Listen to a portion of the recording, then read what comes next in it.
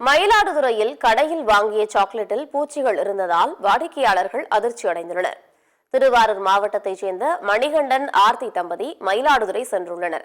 அங்குள்ள வணிக வளாகத்தில் சாக்லேட்டுகளை வாங்கிய தம்பதி ஆடுதுறையில் உள்ள உறவினர் வீட்டிற்கு சென்று குழந்தைகளுக்கு சாக்லேட்டுகளை கொடுத்துள்ளனர். அப்போது சாக்லேட்டில் பூச்சிகள் இருந்ததால் அதிர்ச்சி அடைந்துள்ளனர். இது தொடர்பாக மணிகண்டன் ஆர்த்தி தம்பதி சாக்லேட்டை வாங்கிய கடைக்கு சென்று முறையிட்ட போது அவர்கள் அலட்சியமாக பதிலளித்துள்ளனர். இதையடுத்து அவர்கள் உணவு பாதுகாப்புத்துறை அதிகாரிகளுக்கு தகவல் அளித்தனர். இதையடுத்து சம்பவ இடத்திற்கு விரைந்து வந்த உணவு பாதுகாப்புத்துறை அதிகாரிகள் சாக்லேட்டுகளை கைப்பற்றி விசாரணை மேற்கொண்டுள்ளனர். 5ஆம் தேதி ஷாப்பிங் பண்ணோம்.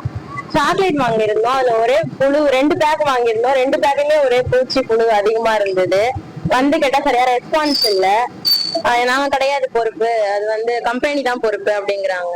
ஃபுட் பாய்சன் ஆயிருக்கு, ஒரே வாமிட் இருந்திருக்கு. அதுக்கப்புறம் வந்து கேட்டாங்க ரெஸ்பான்ஸ் இல்ல, எதுவுமே கிடையாது.